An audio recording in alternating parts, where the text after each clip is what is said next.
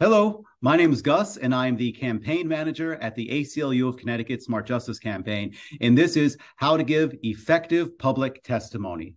We're going to go over what testifying in a public hearing is, how to sign up to testify, how to prepare your public testimony, how to give your oral testimony in front of a legislative committee, and then finally, how to respond to questions from legislators after you've finished giving your testimony.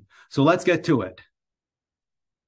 There are many steps a bill has to go through as it makes its way through the legislative process, and a public hearing is one of the most important ones because that's when members of the public, all of you, have a formal opportunity to say why you support or oppose a bill or even think changes need to be made to a bill. Remember, a legislator's work is only as good as the input that they receive from their constituents, members of the public, just like you.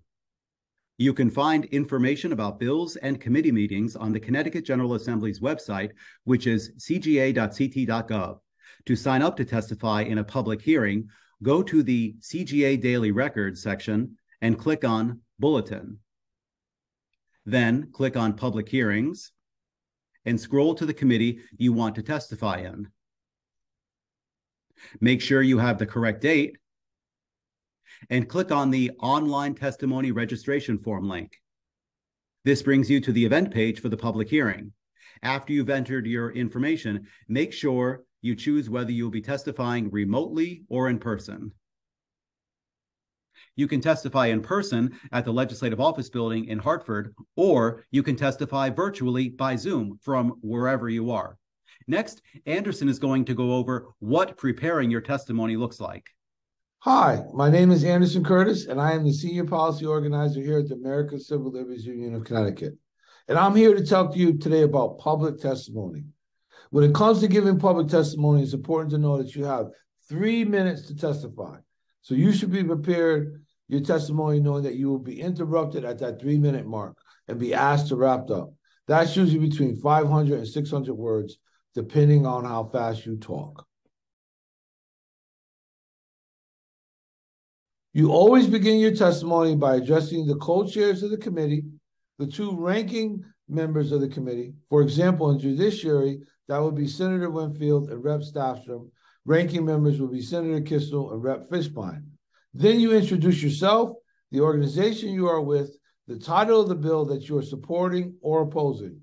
And a bill that Smart Justice is supporting this year is named Senate Bill 1070, an act concerning prosecutor accountability. We always like to begin with a value. For example, we believe everyone has a role in ending mass incarceration. And that is especially true of people operating within the criminal legal system, like state's attorneys. Or I believe in fairness that public officials, as powerful as state's attorneys, should be held accountable for the decisions they make that impact people's lives. That entire introduction should take about 30 seconds. So again, make sure you are mindful how much time you have. We usually have fact sheets and talking points to help people build their testimony, but the most powerful testimony always comes directly from your own experience. Just remember, you only have 3 minutes. So don't forget to leave about 15 seconds at the end to thank the committee members for listening to your testimony and that you will be happy to answer any questions. After you finish your testimony, the chair of the committee will ask any members of the committee if they have any questions that they would like to ask you. This is why it's wise to listen to other people's testimony from earlier in the hearing, especially any questions that they could get from legislators, so you may be able to anticipate from who and what the questions may be. If you do get a question or a comment, always thank the rep or senator and try to keep your response short. You should also remind the committee that you have submitted written testimony and will be happy to have follow-up conversations with any of its members.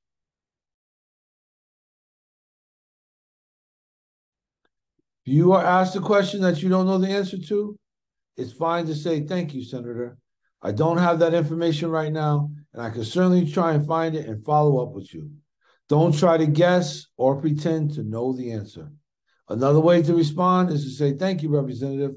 From my own personal experience, this is what I've seen. Most legislators are friendly, though occasionally someone might challenge you.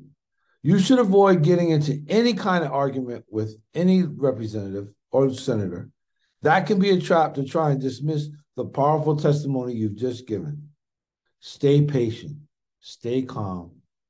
You can remind the legislators that your contact info is also on your written testimony and that you will be happy to have follow-up conversations to clarify any more questions they may have.